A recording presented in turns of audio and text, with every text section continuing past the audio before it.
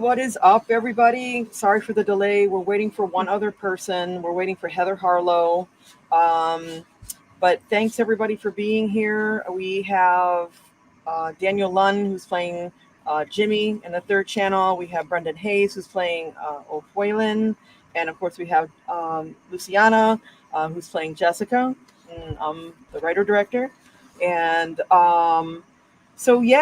just a quick update on everything with the campaign. The campaign is going to be running for the next 17 days, but we'll probably more than likely going to have to do another campaign to get the funding that we are going to need. So right now we're up 81 backers and we're 22% funded. We're looking to get 15,000, so we're setting at 22% here. Um, well, I mean, guys, thanks so much for being here. It's really exciting. I'm really glad to have you guys on. Nice. Welcome. And I see already that there's a lot of people in the chat already. Rob Mahoney, Kristen Spencer. Thought I saw Steve Merlo, who's also one of our associate producers in the audience. Oh, and John Henderson, who is also one of our producers as well. So guys, welcome. So I'm just gonna go around, and I guess we'll start. We'll make it easy. We'll make it easy. We'll go to Daniel, then we'll go to Brendan, and then we'll go to Luciana. But just to give the audience a little bit of a background on you guys, tell us a bit about yourself. I'll start with you, Daniel. Well, I'm Daniel Lund, and I'll be playing the role of Jimmy in the third channel. There's not a whole lot to tell. I'm a father. I am engaged. I currently work as both an actor and as a process engineer. Cool. I just recently started acting. Probably started in the middle of COVID. It's just something I've been wanting to do for a long time, and so much downtime. I really just started honing in on the craft and just wanted to go out and do it. I've always wanted to perform. I was a musician. I've been in and out of a few bands, and cool. That just wasn't cutting it for me. So I started seeking out and networking, and here I am. Mm-hmm. And what projects have you been involved in so far? Well, the first, aside from being an extra in a bunch of college films, the first real role that I had was in a movie called Cult of Blood by Robbie Lopez, and I played a cult member vampire in that. That was a whole lot of fun. I bet. That was my first interaction with working with not just being in the background, but in the foreground, along with some big name stars. Dave Sheridan was in that one, and Felissa Rose. Oh, wow. That's awesome. I was starstruck. And being that that was my first time actually really being on in the spotlight. That was nerve-wracking for me. Yeah. Wow, congrats on that. I know what you're saying when you talk about being around a lot of people in the industry for something big like that. I mean, the first thing that I ever did when I lived in Maine, when we were talking about the East Coast a little bit ago, I was in the Stephen King's Langoliers. I was only background, but literally we had the guy that played Belky from Perfect Strangers, standing next to me, and Patricia Arquette and Tom Holland and all these people. Man, and I'm like, oh, I'm getting my feet wet here. But you're also, it's like you want to talk to people, you want to get your, talk and network and stuff, but you're also kind of like, you know, right, like low key, this? like how should I approach this if I do? But yeah, and you're in the new Sam Hain film too, right? Yes, just recently got cast into that one. Cool. What is your role in that? I have not been given one as of yet. Okay. Right now, I'm just I'm hoping to be a dead person. I'm hoping to die somewhere in there. Okay. That's awesome. So awesome, cool. So Brendan, let's go with you. Tell us a bit about yourself, like other than being from County Cork. Well, professionally, I'm a mental health nurse, and I've been doing that been working in healthcare in general for 22 years. But I first became involved in filmmaking when I was 15. I'm 42 now, right? But I kind of went on a sabbatical when I became a parent, and then returned to it about 6 years ago. And I started to make films, write films, direct them. It was a bit difficult, to be fair, because we didn't have any budgets at all. Like, we didn't crowdfund, we didn't do anything like that. We just relied on local people to get involved. And you know, we were, in many ways, they were projects, I feel, that were, you know, helping me to garner the experience I needed going forward. And I learned an awful lot from that. And then in the last few years, I've been kind of doing documentary work. So I've recently just finished a documentary on the War of Independence in Ireland in the 1920s. And we've started to get funding from the Arts Council here in Ireland, because we recently did a radio play where I played a very cantankerous and angry 1920s bishop. Yes, so very interesting role. And you know, I have done acting pieces in the past when I was a teenager, and I would have always made cameos, a bit like Stan Lee or Alfred Hitchcock in any projects I ever made. Cool. But I have, you know, 2022 will be my return to making films rather than documentaries, because obviously nothing has really happened over the last 2 years because of COVID and everything. So, and it's also a return for me to acting, you know, because well, my most recent role, like I say, in the radio play, and the reason we had to do radio play was for obvious reasons. Again, you know, you're in this COVID era.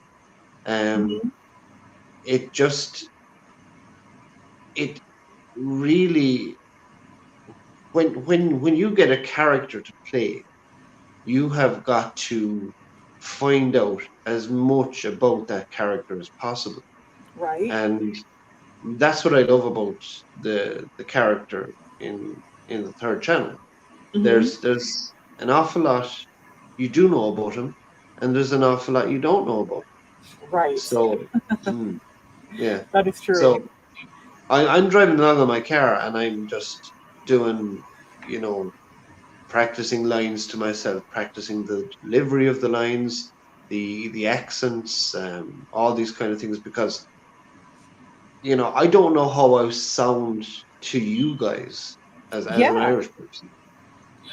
To me, it sounded very natural when we were all doing the callback thing, the little audition thing. So I suppose for American viewers, I suppose, you know, they'll have a certain interpretation of how an Irish accent sounds. And I'm trying to just not do a stereotypical Irish accent, because that's horrendous. But just kind of trying to get, like, if you listen to Dana Hurley in the Halloween 3 Season of the Witch, he almost has a kind of a British sounding accent, but Right. there's tones of British in there, Mm-hmm. and there's tones of Irish in there, So I'm Right. just That's trying true. to strike that happy medium. Mm-hmm, mm-hmm. Awesome. Well, cool. Thanks for sharing that. I appreciate it. And I mean, it sounds like you've got a lot of experience as well. And as someone who's directed a documentary, you've got like some experience with knowing how to, if you can guide other actors, you can guide yourself. So that's really great. Yeah, and working with actors as well in the past, it can be difficult. Mm-hmm. Um, Oh yeah, yeah, yeah. because I appreciate that when you're on a set, you're going to be there for 13, 14 hours. A lot of Right. it be, sitting around, quote, right? While people are setting up lights and everything else. But, Mm-hmm. you've got to use that time productively. Yeah. Any good actor will be walking around rehearsing with themselves, rehearsing with other actors, using the time productively. And, Right. you know, not like some people I've seen in the past who have their phone out and they're on Oh Snapchat. gosh. Yeah. you Right. know, And I mean, I've heard it said before, time and time again, that a director is the actor's lifeline to the character. So yeah. if someone is just do on their phone and they're not paying attention, then that's really not a good thing. But yeah. And I did a few shorts in the last few years as well. And there was one particular short where Hmm. I just, every take I would do, the director would say, yeah, that's great. Hmm. And I was trying to be the actor and not the director by saying to myself, let's do one more, Okay. let's do two more just for safety. Um, because you have that foresight there to know that something could go wrong Right. in the editing, or that you just didn't deliver it properly. Um, Hmm. and it's always best to err on the side of caution. And when you have somebody after one take that kind of says, "Yeah, that's great, move on," it's not very Hmm. reassuring. So Right, right. yeah. Well, yeah, awesome. Well, thank you for that. I appreciate it. Luciana, tell us a bit about yourself because I've only met with you like literally once. You sent in your self tape, so I watched that, and then literally the time that I met you was during the callback. So I know, yeah, no, we're totally gonna have to catch up. But exactly. I am Luciana Vai, and I am from Northern California, close to Eugene, but not or Eureka, but not quite. So hopefully, I will be able to appreciate all that that city has to offer once we're there and filming. I have, I think, the opposite experience as Daniel, which is kind of funny because as soon as COVID hit, like it just felt like all theater just kind of stopped, and I just had all of this time. I was like, okay, maybe if what I've been doing for all of these years is Right. not going to work out, I should do something else. And so Mm-hmm. I'm still in college, but throughout the years I've done mostly like stage plays and helped out a friend with like a short film in like high school, so nothing really too Mm-hmm. narratable, honestly. But I am excited about my character, just because at the end of the day, I've been able to like play as characters that are complex in their own way, but more at the end of the day, just kind of not pushing the narrative, and they're just a Mm-hmm. little like either supporting or just kind of vapid or just kind of standing there and not really giving so much to the story. And so I'm excited to Right. kind of just sort of incorporate everything that I can. Mm-hmm. Awesome, awesome. And I understand that you do a lot of theater stuff. Is that correct? I do, yeah. I actually, my school was able to open up the first theater for the first time in 2 years since the pandemic, and so I got on board like almost immediately. Didn't Mm-hmm. really know everything about the play when I first auditioned and went along with it, and it was Shakespeare. I've never done Shakespeare, so that was definitely a challenge. Very awesome. Yeah, it was a Who ton did of you wine. play? Who did you play in Shakespeare, if you don't mind sharing?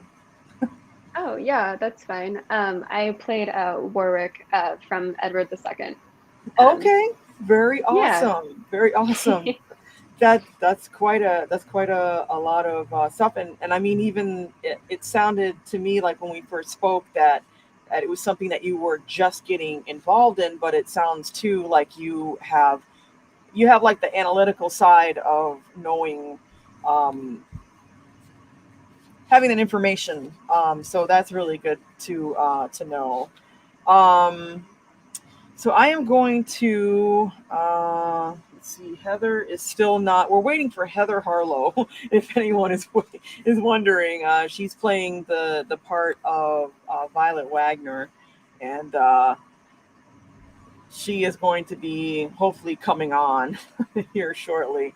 But she did have some errands that she had to run. So, and she told me that she was going to be running late. So, no problem on that. I will go through and so I'm just going to put up the Indiegogo thing here right now. Hopefully it doesn't. I was going to put this up here earlier, but I'm worried that it's going to stick over people's faces. Nope, it doesn't. Okay, cool. So that's our Indiegogo. Like I said, we're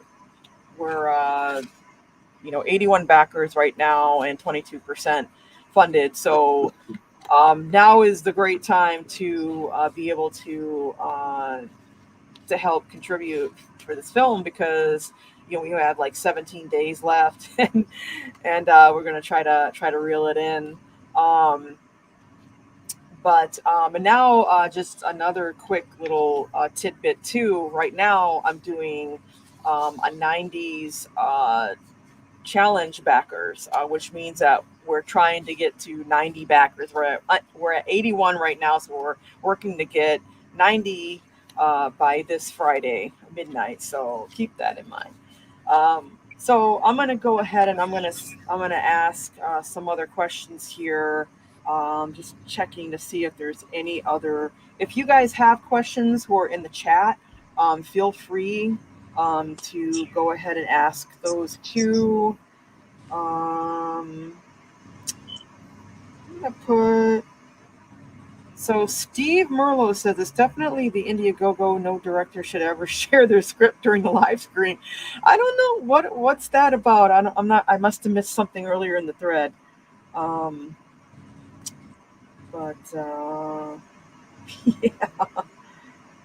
And here is something awesome. And by the way, if people don't already know this, Steve Merlo is the writer-director of the Sawyer Massacre, which is another fan film to the Texas Chainsaw Massacre. And he has his Indiegogo thing, which he's been really helping me out quite a bit with. And he's read the script, just like Brandon and I've got to get the rest of the script to you guys, to Daniel and Luciana. But he says, have you had a chance to read the scripts, and is it what you expected from an unofficial sequel? So yeah, that's a question that he has. So I guess I will let Brendan answer that question, because other than myself, the writer, he would be more knowledgeable about answering that. So I can't really read what it says here now on my phone. Can you just repeat the question for me again? Absolutely. It says, have you all had a chance to read the script, and is it what you expected from an unofficial sequel to Halloween 3? Oh yeah. There's no question that a very dear fan of the original movie wrote the script, and that being you, of course, and in reading it,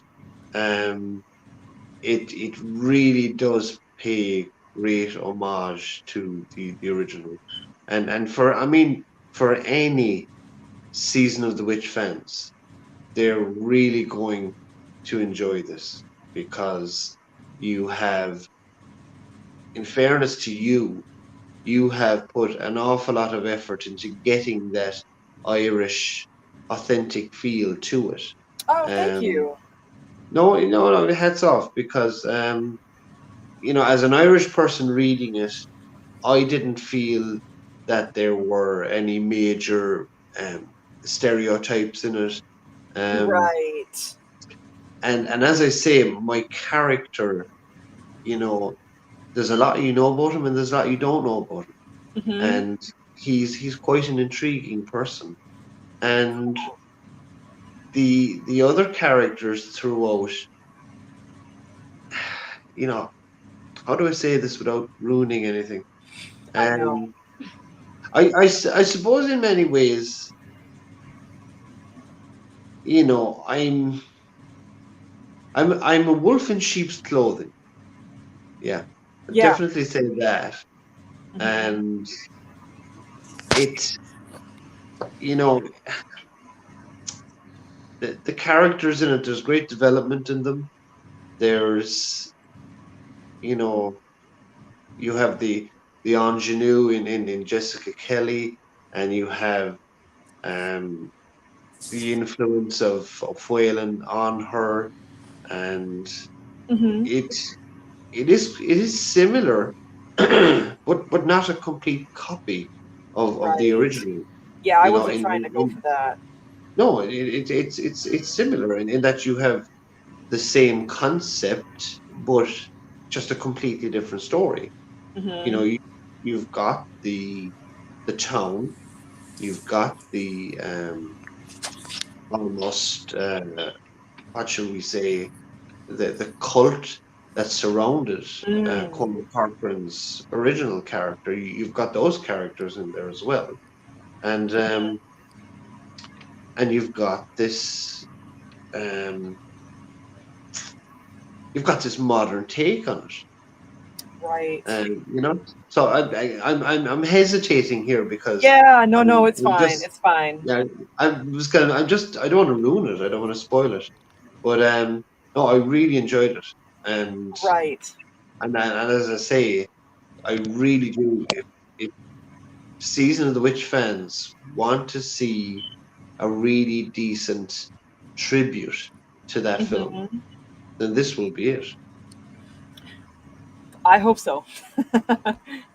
And then Rob Mahoney had a great question. He wants to know, are all three of you besides me, fans of Halloween 3? Now, Luciana, I know that you said that you were going to watch it. So if you haven't watched it yet, I will omit you from this question. But I know, obviously, Brendan is, I am, obviously, and Daniel, I believe, is a pretty big fan.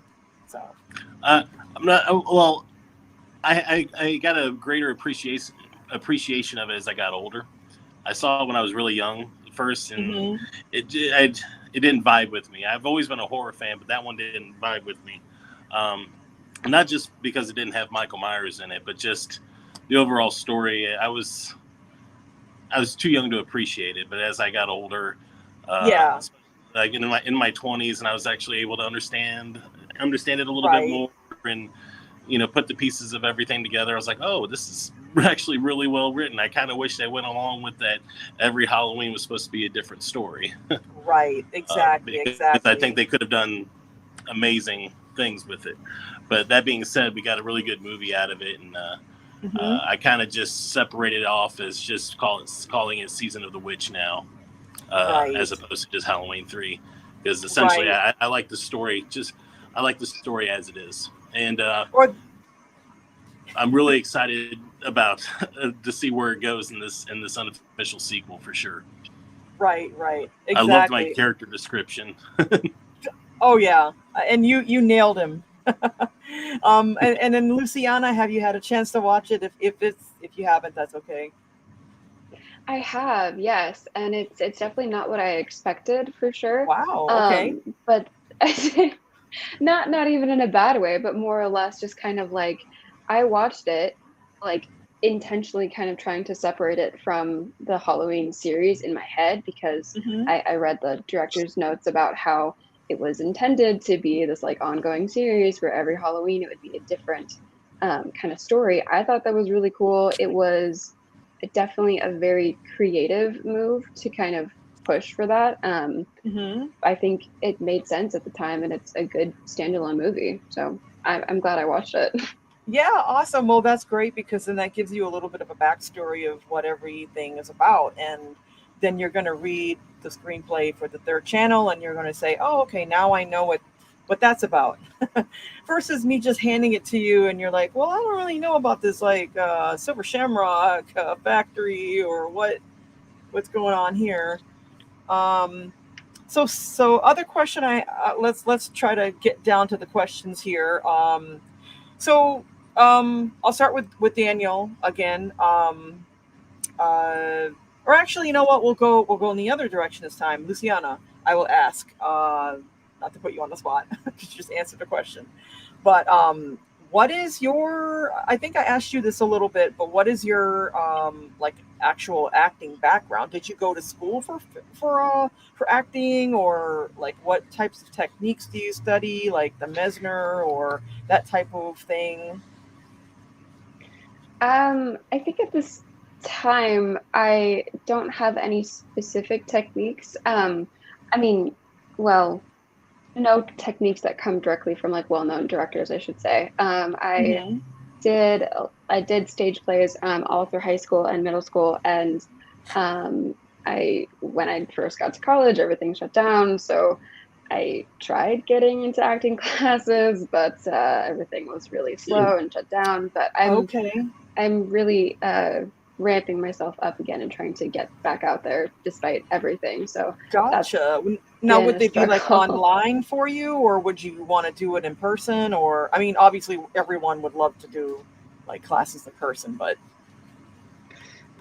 I mean, I would love to do everything in person. Right. For the play that I was just in, which we ended, I think 2 weeks ago, we would practice actually, and like we would run our lines together like online, and then for like the week before rehearsals it was all in person, and so it was like it's not my favorite, and I'm so excited to do this as well, like practicing and rehearsing everything in person, but it was definitely a very interesting experience, and I wouldn't trade it for anything, but I think I'm just looking forward to seeing us adapt past this phase of the world, because I would like to kind of see what can happen. Absolutely. I think all of us would like that. And then I'll go with Brendan. What is your? I know you answered a little bit about that. What's your background? But I don't know if you want to elaborate on anything that you didn't before. Well, as I say, I started when I was about 15 years of age with a local community drama group here in the vicinity, not in my town, but about a half an hour away from here. And we did a few short projects that were funded by the government at the time. And I just had this love of film as well, and it has never left me. And like, not just film, but TV and the stage as well. I love to go to all different types of productions when I can. And as I say, I took a sabbatical from it when I became a parent, and then returned to it about 6 years ago. So, I don't necessarily have a qualification in it. But that's not to say that one needs a qualification. Passion is half the battle, as far as I'm concerned, and commitment. Absolutely. Yeah. Cool. Yeah. Awesome. And Daniel, what is your background with this type of thing? As I mentioned earlier, I've been a musician. Okay. Since high school, which seems like a really long time ago. Now, and I used to play stage shows. I play guitar. I occasionally sing. I'm not very good at singing, so I leave that to the people that know what they're doing. Yeah. But I've been in and out of bands, and it just seems I've always loved to perform. I've loved to perform in front of people.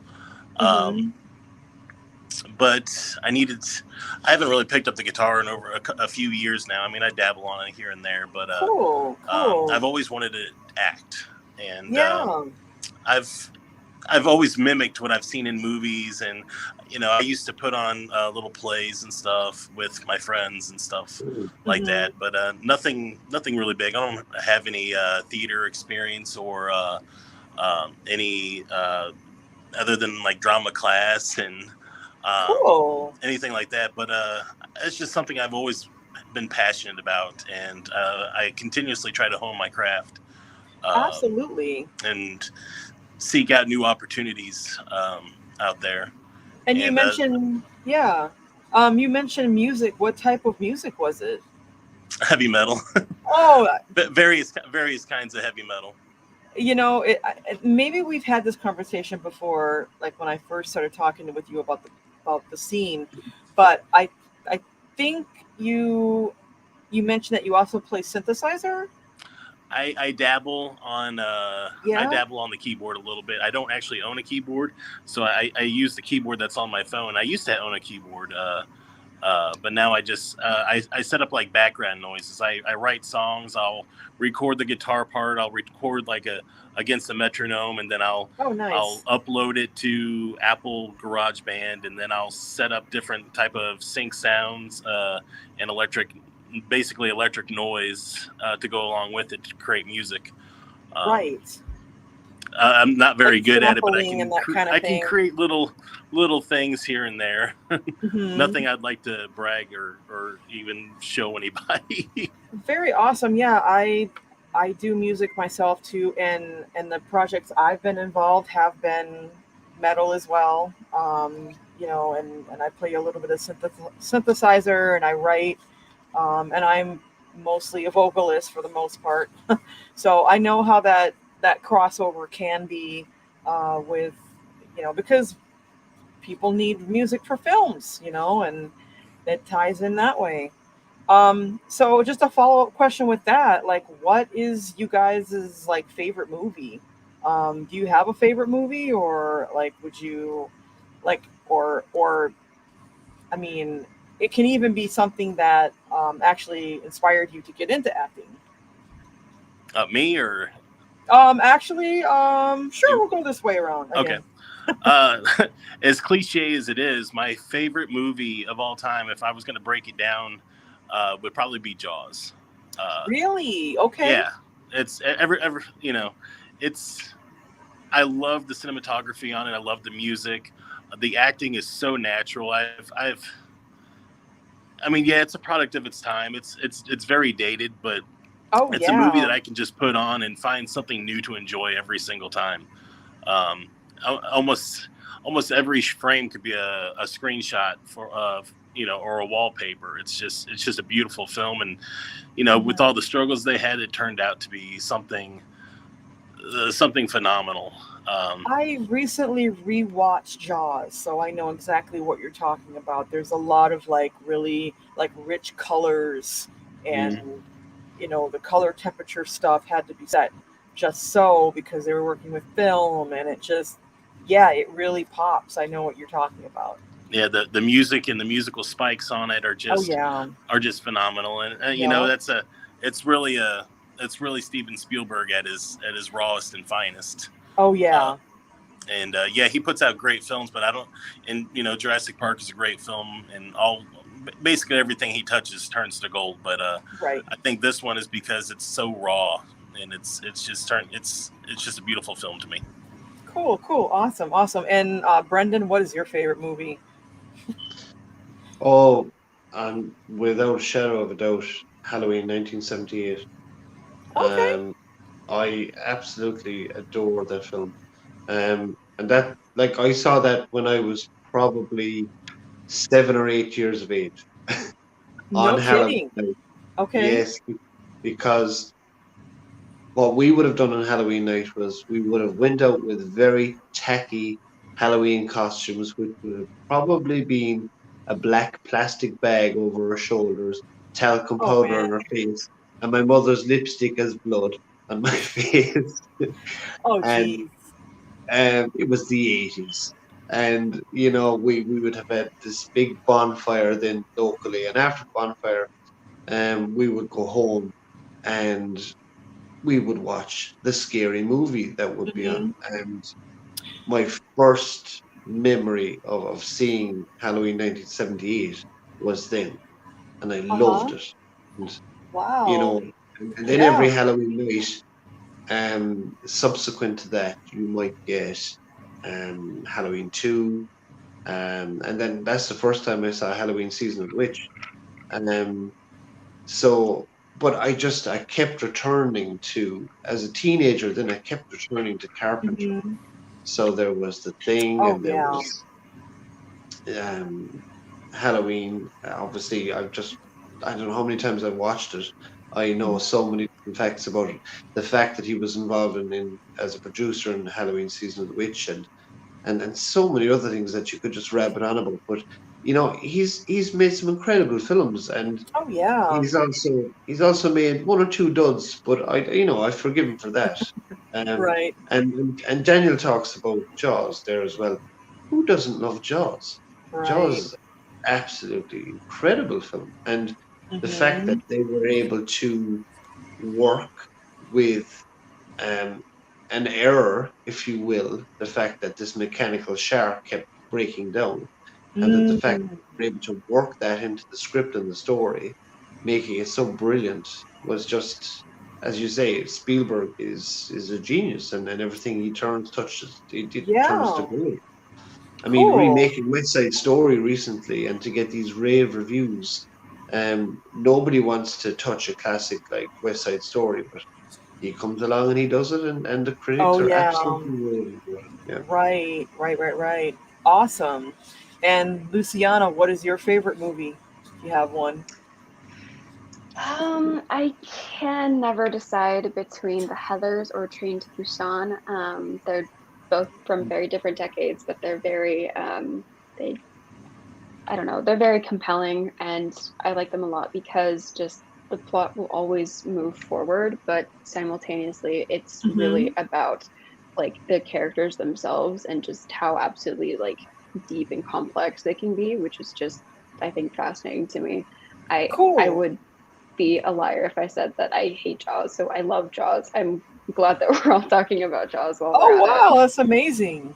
That is really cool. I mean, that's really awesome that we have all that in common, other than just being in a Halloween 3 film sequel, unofficial sequel. I do love Train to Busan. It's a great movie. It is. Absolutely. I mean, the music just draws you in. The first film that really brought me to tears in a long time.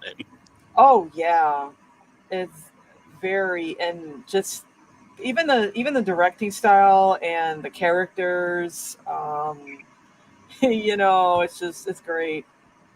It looks like we have. I just have to stop and say that we have. This program has probably generated a little bit of talk because we have some spam in the audience. Anybody know Deborah Corbett, who can't apparently spell, or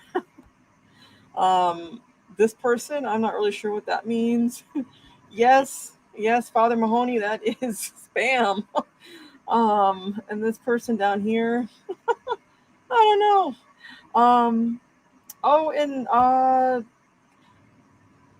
I don't know your first name, but I know that you have contributed to the third channel, and he's saying he would like to wish everyone a Merry Christmas from Tampa. So thank you very much. That's awesome. Many happy returns. And thank you for contributing. Really appreciate it. And I'm going to find out. Spencer Christian asked a question. Are you guys going to... he says, are you guys filming near the end of summer, or is it in the fall?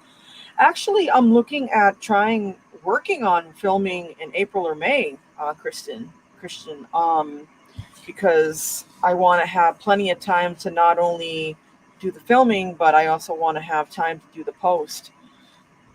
So that is the answer to your question.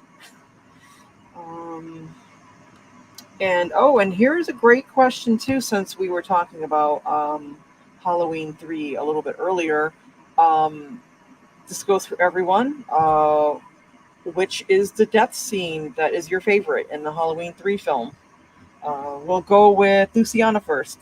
If you have a favorite one, you might have to think back and like, I don't know. If you don't have one, that's completely fine.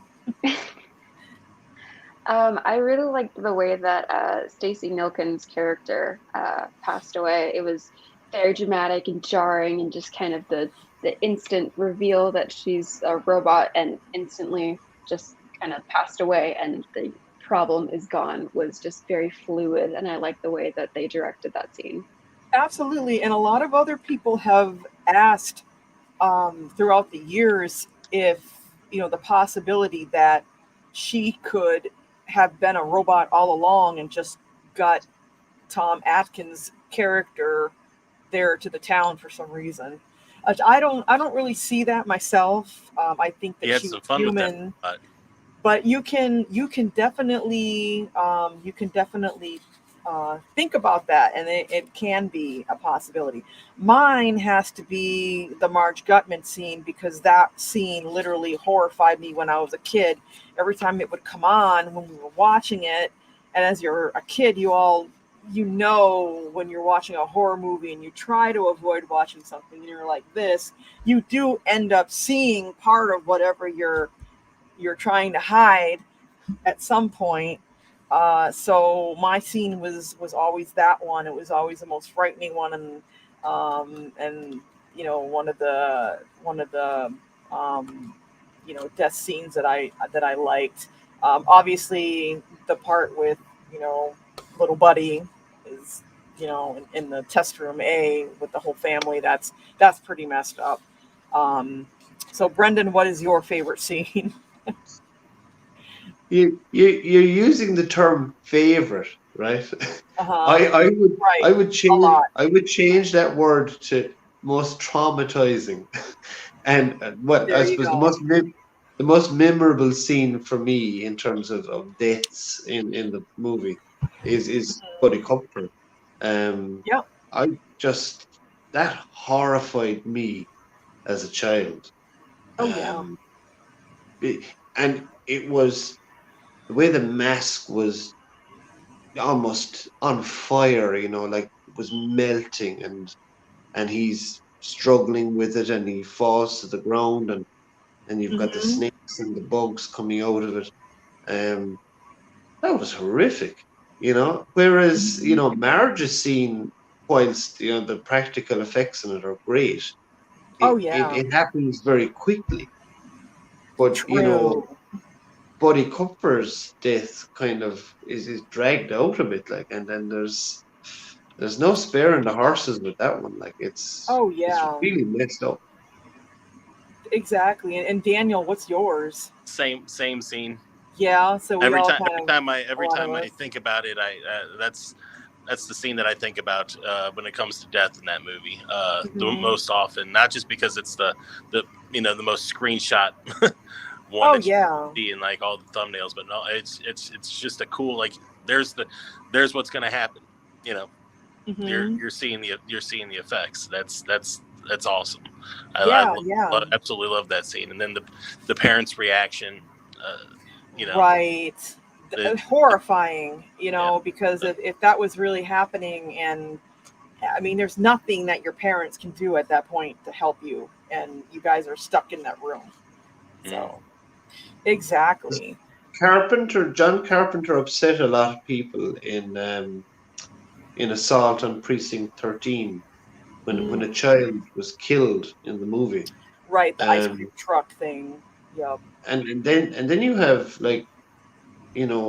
whoever came up with the idea of, okay, let's kill a child by putting a mask on their head, and it will start melting, and these snakes and bugs will start coming out of it. Must have been it's just so warped and scary, but it's great. You know, it's really good horror. Yeah, it is for sure. Let me see if there's any other questions here. Oh, and then Chris, his name is Chris, who wished us a Merry Christmas there. Merry Christmas and Happy Holidays, Chris. Yes. Happy holidays from Ireland, Chris. Yes, happy holidays from Northern California, or as you might put it, Santa Mira. Just going through here to see if there were any other questions I left out from anybody.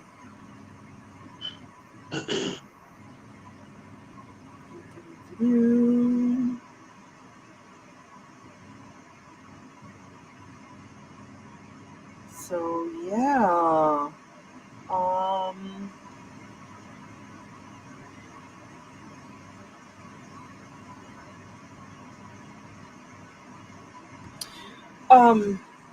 And then I also wanted to ask too, just in general, as actors, how do you guys all prepare for a scene? I'll start with Luciana this time. I think for me, I want to definitely visualize where the character has come from and where they're going and what their motive is.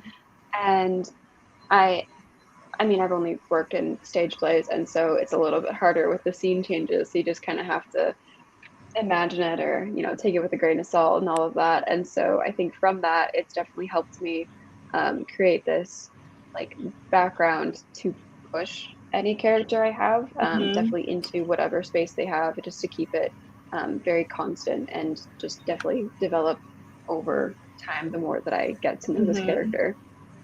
And if you've ever had any issues with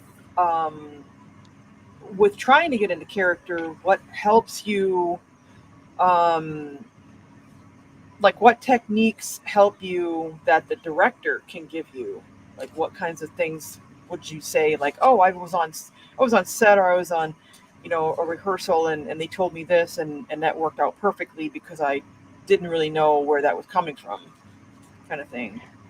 Well, I mean, it's nice that the short film is based on a movie. So if I have any questions, I can A, look back, or B, like talk to the director and be like, hey, what is this character's like very specific motive?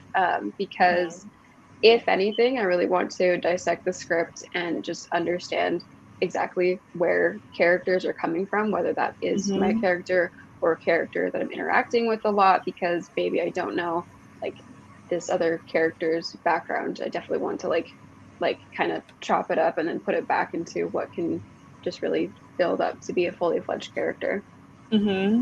Cool. And I think with your character as well, you're playing the part of Jessica Kelly. I mean, it is a pretty complex part because they go through kind of like a little bit of a transition. And even though I know you haven't read the script, you know, I think it's a lot to dissect, as you said. So hopefully you will have fun with that. Yeah. So Brendan, how do you prepare for a scene? Well, I want to know absolutely everything about the character, everything, you know, and I will also maybe have my own interpretation, and then feed that back to the director. And if the director is happy with that, then, you know, we go with it. And I feel that some actors I've worked with just are phobic about when the camera is rolling, people can fall apart. Right. And you really have to, not to sound cliched, you just have to zone out and get into a different zone. And that zone is you're in that world. You are that character. That's who you are. And once you hear action, before you even hear the word action, you're prepared and ready. And as I say, just forget about everything else that's going on around you, because you're in that scene and you are believing 100% that you are. I'm not, I'm not going to sound pretentious here and say I go full method or anything like that. No, I Right. don't. But you almost go method if you really invest yourself into this character.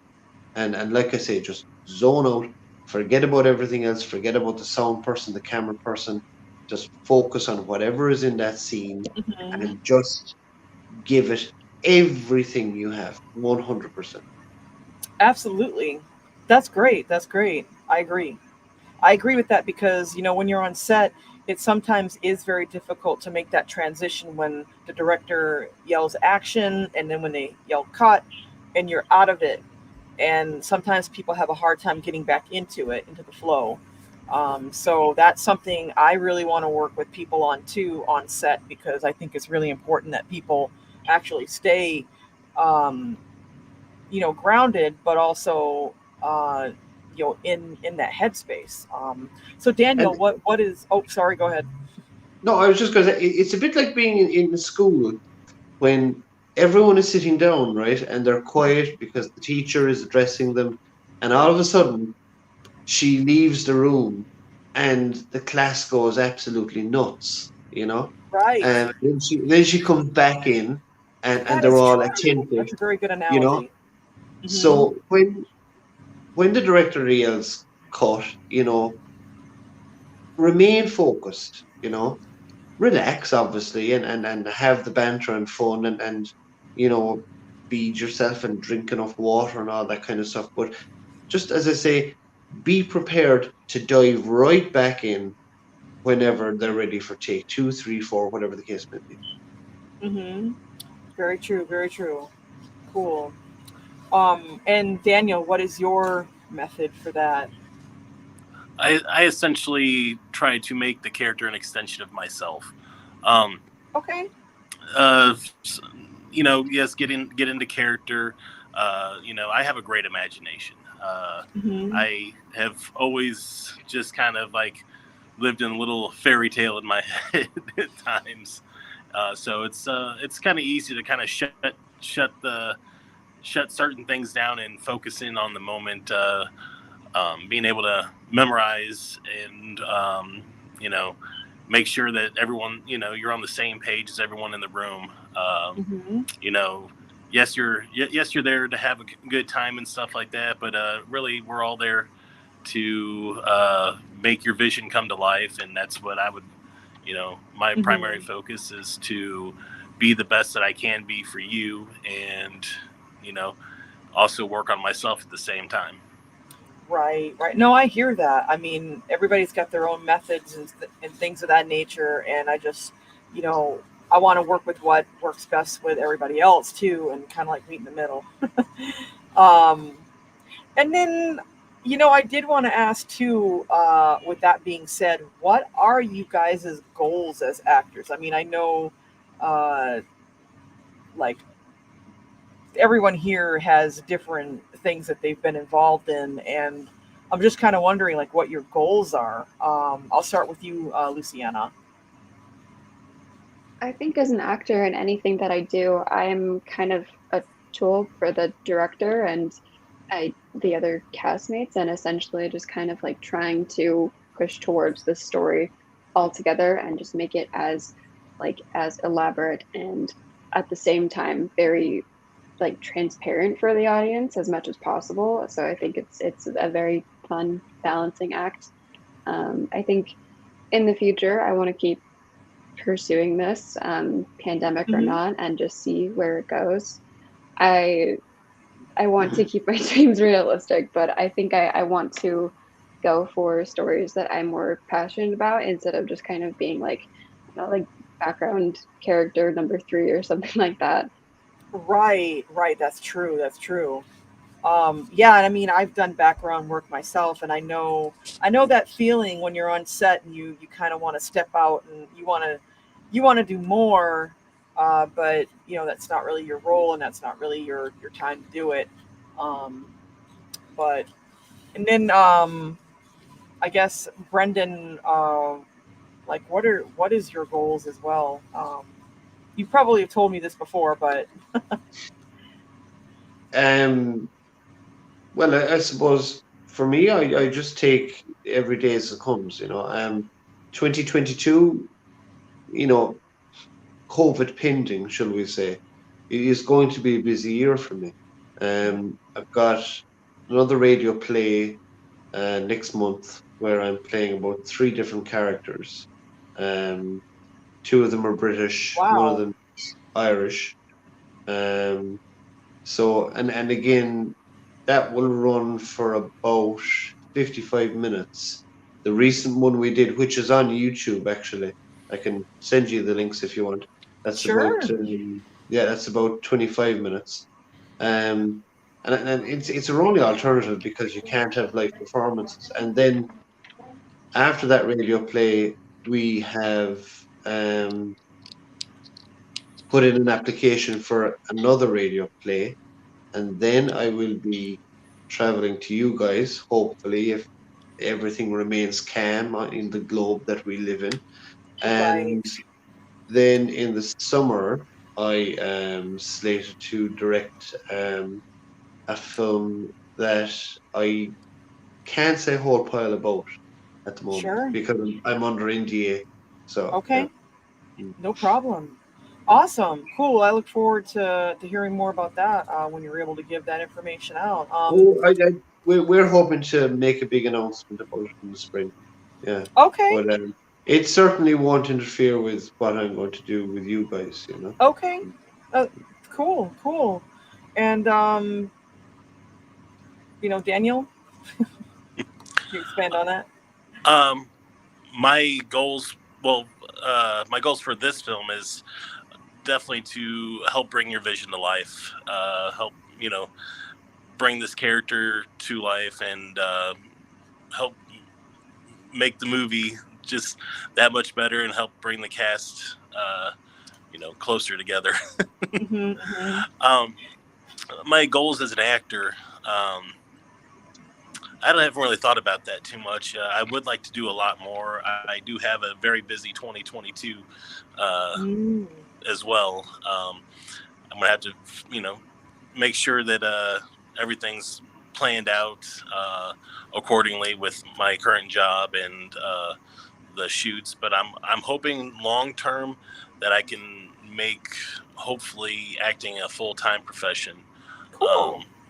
Cool. That's the primary goal. Right now, not very doable, but I tried my best to pursue what I can, and I have a lot of fun doing it, and yeah, that's where I'm at. Now, what types of roles would you prefer to play? I think I'm going to ask all you guys this very same question. Like, what kind of roles would you like to play that you see yourself? I like to play. Characters that are a lot like that bring fun to a scene. A lot of horror movies have that. The crazy one, or the fun one, or the nerd of the group, or something like that. I don't want to necessarily be stereotyped, but those to me have always seem like the fun ones to play, even if they die off, early in the film or something like that. I just think those type of characters are extremely fun and help bring a balance to sometimes can be an extremely serious film. True. And those are the characters that I enjoy to play the most. Now, not necessarily say I can't do other types, but to me, those are the most fun to play. And any scene in any type of movie where I can die, I don't know why I like to die so much, but if I can be killed off in a fun way, that's also a lot really cool. It's funny that you mentioned that, because I've been doing the casting for this. Obviously, you guys know, but the people who are watching might not know. And a lot of the people I've talked with, they'll ask me, well, what kind of scenes do you have? And I'm almost kind of afraid to tell them, like, you're I would like you to play like a death scene. And I just recently spoke to this actor a couple days ago, and it's for a scene that I'm actually it's going to be it's going to be inserted in the third channel. It's not part of it yet, so that will be added to it, and then you guys can read it. But I had like 2 roles for him, and I said, well, you can either be this business or office executive type person, or you can be in the kill scene. And he was like, oh my god, I want to be in the kill scene. So dying is an hilarious. It really is. Brendan, what kind of characters do you want to play? Strangely enough, most of the acting roles I've done in the last few years have all been bad things. I've played a vengeful husband. I wouldn't say the last character I played was a bad guy, but he was probably seen as a very strong adversary to the lead character. And the characters that I'm playing in the upcoming radio play, 2 of them would be, fairly psychopathic in their behavior, but psychopathic with a smile on their face. Yeah. And then there is one good guy, I suppose, in that play that I would be portraying. But I don't mind, I if people want to typecast me as a bad guy, then fair enough, But I don't mind playing any role at all. Awesome. I mean, so this character of O'Whalen kind of goes along with that. So you have a little bit of background with that then. Yeah. And Luciano, what kind of roles do you want to play? I think dynamic characters. I definitely don't know if I'm ready to lean into the like serial killer psychopath with a smile sort of thing. But I definitely I have a lot more sympathy with characters on screen if I understand where they're coming from and just kind of understand a lot of their background. And essentially I think it would be very cool because humans ourselves outside of the screen are just as complex, and I think it's only fair to kind of bring that with you. Absolutely. And it's interesting that you say that, because I know in the screenwriting classes that I have taken, one of the things that they really stress is, especially in horror movies, is even if someone is supposed to, like, let's say you're writing a character who is a serial killer. It's like, well, why are they a serial killer? It's such a like an easy thing just to say, oh, well, they did it because they're evil. They're just a bad person. And it's like, well, no one ever does anything bad because they're evil or they're born that way. I mean, it's life experience. That person has experienced something that brought them to this, career in their life or something. So I agree 100% with that. So there's 3 words that just sum it all up with the character. Who am I? Right. That's it. Exactly. And then you tell the audience who you are, and you tell them you either tell them in a bad way by using far too much exposition, or you just tell them in a way that they interpret in their way. Exactly. Agree 100% with that. I mean, obviously. And I'm a really big fan too of trying to get someone in that mindset of not only what are you doing right now, but what were you doing like 5 minutes ago? Why is your character, what brought your character to this? And sometimes people go over that kind of thing in a film and sometimes they don't, but I feel like it is helpful. And then I did want to ask, like, what are your some of your favorite actors? I'll start with Daniel. Um, Daniel looks like he's in. Are you working right now? Do you Yeah, have to? I had to jump in and do some things here. Okay. I might have to leave here in just a moment here. Oh, no problem, no problem. I've only got a couple more questions, and I see another question in the chat too. So, if my you favorite actors, I have two that I visit that I have to see everything that they're in. I mean, as opposed to like when I was a kid, I had to see every Sly movie and every Arnold movie. But like as an avid horror fan, I have to see everything that has Jeffrey Combs in it. I love Jeffrey Combs. He's my absolute favorite actor. And I could go on and on about how much I adore that guy. Cool. And then I also like Samara Weaving because I think she is a great upcoming actress, and everything she's been in has just been fantastic. Awesome. From Ready or Not to Ash versus the Evil, the little bit that she was in Ash versus the Evil Dead. She's just amazing. Very cool. Very cool. And Brendan, who's your favorite actor or actress? Again, I'm not one of these people who tends to gravitate to favorite actors, but first one comes off my head over the last number of years is Bryan Cranston. Breaking Bad just absolutely blew my mind. I loved Breaking Bad. It was a lot of people. That's very popular. And in terms of female actors, I have to say, in fairness, Margot Robbie is doing some brilliant stuff. I thought I, Tonya was fantastic. I thought her Harley Quinn role was just, the best thing about Suicide Squad, because there was nothing else good about Suicide Squad. Although, to be fair, the more recent reboot was very good, Right. Well, cool. And Luciano, who is your favorite actor or actress, if you have one? I think honestly Anne Hathaway, and like seeing her career, and I'm also a little biased because I just kind of grew up watching all of her movies, like starting from The Princess Bride and all of that.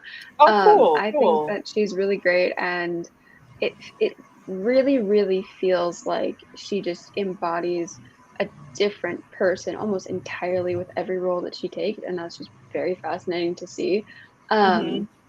So I really appreciate that. And then I don't know if you've seen Bryan Cranston in Trumbo, but that was very cool to watch, and he definitely has the intensity that he carries over, like from Breaking Bad to other projects, which is really cool to see. And even just something like when he played Lyndon Baines Johnson in All the Way, he's marvelous. He's really, really good.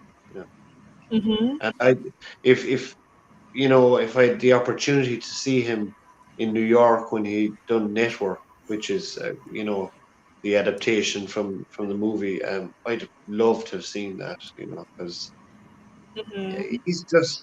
he's incredible. He really is. Yeah. Cool. I could nerd out about him, but I don't want to be. As you were talking about Jeffrey Combs as well, you could go on about him all night. Oh man, I could talk you guys' ear off about that. Yeah. I mean, I think my all-time favorite is literally Jamie Lee Curtis, from Halloween. So that's mine. I mean, everything I see her do, she kills it. Even in movies that might not have been all that great, she seems like she pulls it off really well. So Jamie Lee Curtis is definitely one of my favorites. Some of the ones that come to my mind, just True Lies. There's Knives Out. Yeah. And Halloween. That she's excellent. Yeah. And even smaller roles like Trading Places, which is more comical. And then I just have like one other question that I'll just throw out here. and I see someone else has asked a question in the chat as well. But what are you guys' hobbies? Like, what do you guys like to do when you're not acting? I will, eeny, meeny, miny, mo. I guess I'll start with Daniel in case he has to leave. When I'm not acting or working, I'm a father, so I do a lot of I play with my kids a lot. Awesome. I game. I'm a gamer as well. I play music, but I more or less have kind of put my guitar down and just dabble on it here and there. Mm-hmm. I love to travel. Traveling is like my thing. Like Me if I was gonna give up games or music or anything and have just one hobby, it would just be to travel, see everything. Absolutely. I had this one opportunity to go to Stuttgart when I was in community college, and for some reason or another, the financial aid stuff that I was waiting on, because it was like my first year of college, and it didn't come through like it should or the whatever, and I ended up not being able to go. But it would have been great to see Germany. It would have been great to go overseas at all. I mean, just, but I love traveling as well. I like music. I like art, movies, obviously. Brendan, what are some of your favorite hobbies outside of filmmaking? Outside of filmmaking, well, I suppose I spend a lot of my time filmmaking, but if I'm not doing that, I am a big music fan, very eclectic taste, and I am a political junkie. I love Irish politics, US politics, British politics, and all that's boring. And of course, watching film and TV and reading. Right. And I should go to the gym more. Oh, speaking of the gym, I literally, I will put it up on Facebook because it's crazy. But you may have seen it. I think I posted it. But I ordered it's this elliptical like exercise thing, and usually these big boxes, you can turn them on their side and lay them flat, and then you cut around them, and you could just go and pick them up and take the box off. And they didn't do that with this one. They just had like the top and the bottom, and the rest of it was sealed on the sides. So I was literally like, who put this box? Who designed this box? Was that what that picture was that you posted? Yes. I couldn't figure out what that was. I mean, it looked like Clark Griswold would have developed this or something. And it was just idiotic. Like, how in the world do you expect people to take this out? And like, I'm sitting there with like, the blade, like trying to like, okay, this is what is going to work. How I know the thing is in there, so how do I get it out of there? But Luciana, what are some of your favorite hobbies that you like doing outside of like film and theater? Well, I'm in school full time, so that really takes up a lot of my time, admittedly. But I think outside of that, I really do like attending concerts and live shows, and cool. I haven't been able to fully appreciate that recently, but with everything opening back up, I'm really excited to get back out there. Right, we all have. Now, is your school tailored towards like film or video or theater? I mean, I think you mentioned a little bit early on that are you a theater major, or is that like a collective or elective? I can't even talk right now. No, that's okay. I'm a theater minor actually. So that's okay. Awesome. Yeah. I thought you were, obviously. So I'm just going to go to the chat real quick because it looks like we have a couple of questions in here. Billy High, who is one of our associate producers, if I can talk correctly here, says, for Michelle, how will your film either address or expand the Halloween 3 storyline without giving anything away, of course? Okay, so I guess I can elaborate a little bit on that. Now, other than Halloween 3 being a horror film, it is a little bit of a sci-fi film, and it's also a little bit of a detective film. So I have tried to kind of stay in that parameter a bit with the storytelling. For example, in Halloween 3, the original, you see that opening shot. I feel is all about balance, because we always talk about the opening shot being what the film is about. And when we see Harry Grimbridge's character running towards us, we have that stone structure in the background of the overpass. And if you look at that, it's balanced, but it's kind of slightly off a little bit. But so to me, it's kind of like having balance running towards you, like balance is coming. So I've kind of tried to stay in that formula a little bit of taking, with that idea of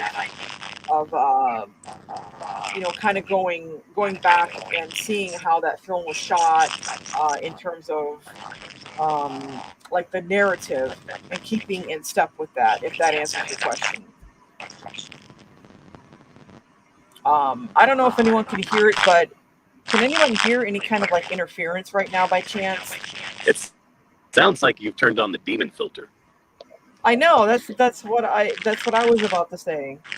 I can hear you fine though.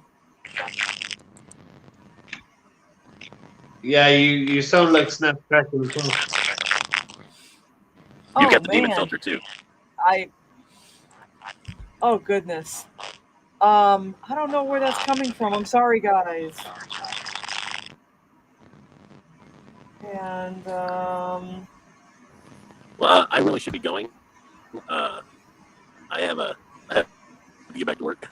Yes, absolutely. And if you can hear me, thank you so much for being a part of this, and for answering the questions. I appreciate your time. So I guess I will. There's other questions in the chat, but it looks like this is probably, we're getting a little bit. I don't know. I don't know. Your sound has improved. It has. Okay, so I lost like that whole thing. Sorry about that. I don't know what happened there, but so I'm going to go ahead and we'll just answer this very last question, and then we'll call it quits. Daniel had to leave because he has to go back to work. He's at work. And then just a really quick thing I wanted to mention.